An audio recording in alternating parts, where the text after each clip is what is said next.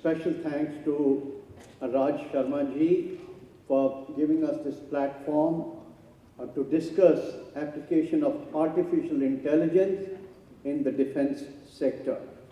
And also, I'm very happy that we have a young entrepreneur here, and it would be a pleasure to interact with all these people. I was discussing just before our main session started, and somebody told me that it seems that the armed forces are not very well versed with technology. They are technology shy. So I took it with a pinch of salt, but I said in the same breath, I think armed forces are one of the most technologically driven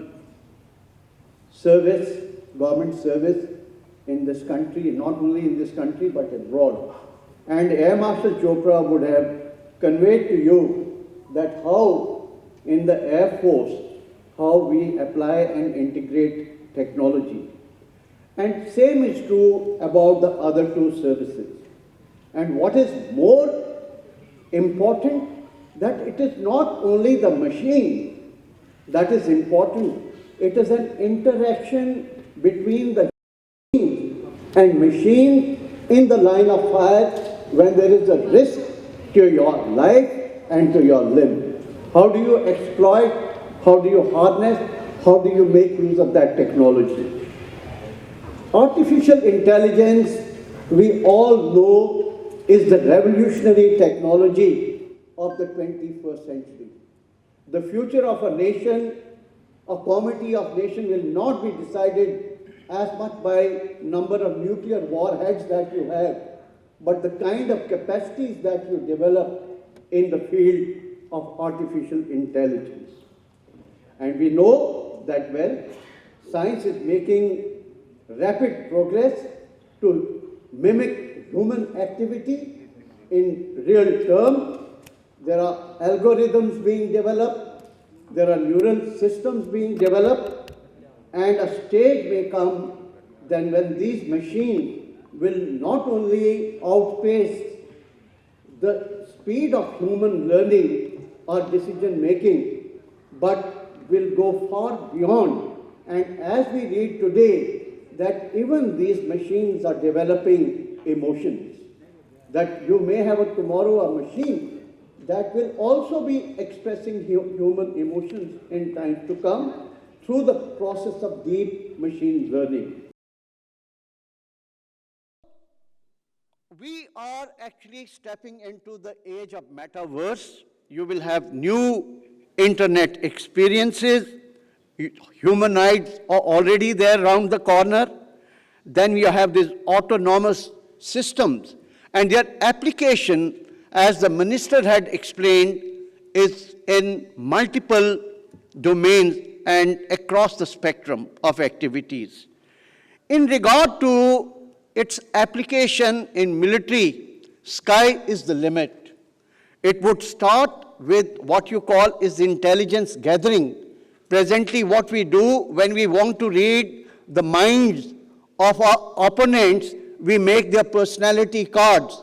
And through human intelligence and other sources, we try and map what kind of personality, what would his psychological mindset would be, how he or she will make decisions under stress.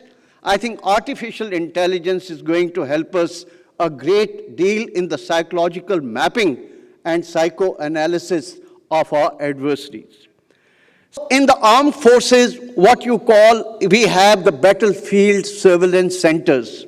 These start right from division level, they come right up to the service headquarters level, wherein you get a synthesized picture of whatever activities your surveillance devices are picking up, your other means of surveillance are picking up, what the human eye can see. But when it comes to your battlefield surveillance centers, the picture is not very clear because human beings have limited capacity to process that information.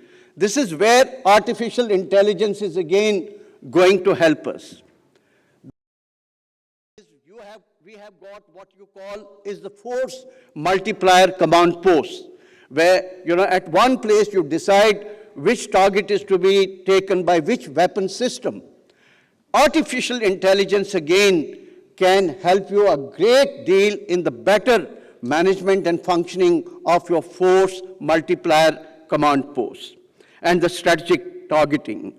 And the side that has a better artificial intelligence capacity would be a couple of notches ahead of the other in terms of what you call is the OODA loop. And that is, OODA is then observe, orient, and then take action.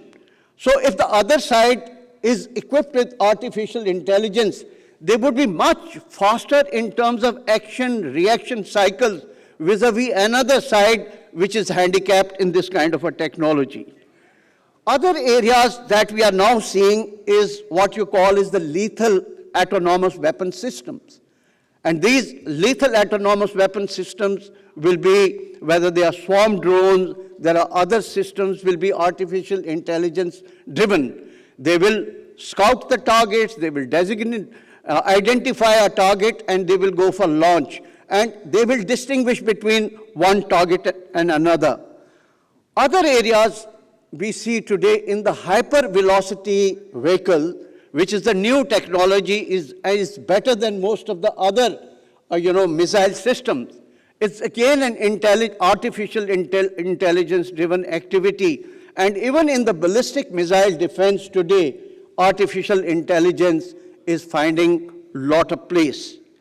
Even the nuclear command and control today has been, can be designated. If you can sort of compromise the nuclear command and control setup of adversary to artificial intelligence, then you can actually do their entire, what you call the nuclear capabilities, rather than putting up a kinetic attack.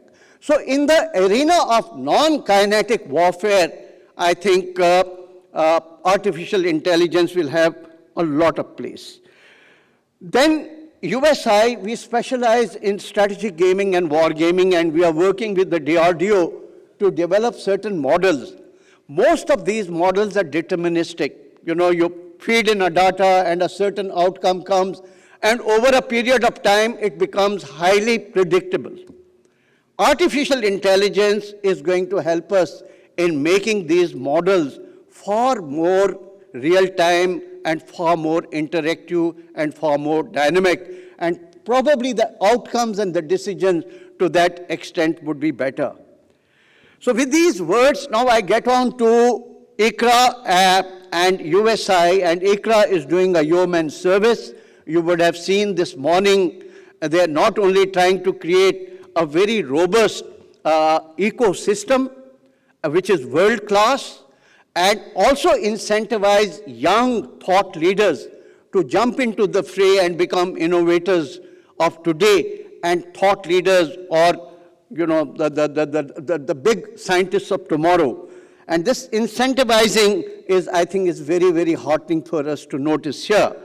In that context, the collaboration that we have with ICRA, we have an Atmanirbhar Bharat initiative at USI, which is 152 years old institution, which is being headed by my colleague, General Pawan Anand. We are providing a platform to the manufacturers, designers, developers, and the end users, that are the services. So under the rubric of this Atmanirbhar Bharat initiative and ICRA, we intend launching a series of programs to give a platform to our school children, particularly from the Army Public School and other school children, and other innovators, the MSMEs and startups, to sort of promote this very idea. And I'm sure this is going to be a transformational activity. It will create a scientific temperament. It will create a mood for innovation, and that is going to help nation building a great deal. And this would, in real term, be what we call is a whole of nation approach to adopting or imbibing science and technology in the comprehensive national development of our country. So once again, I thank Raj Sharma ji and other co-panelists, and all of you to give us this opportunity to see, to convey that where do armed forces, are, and how we are looking to the future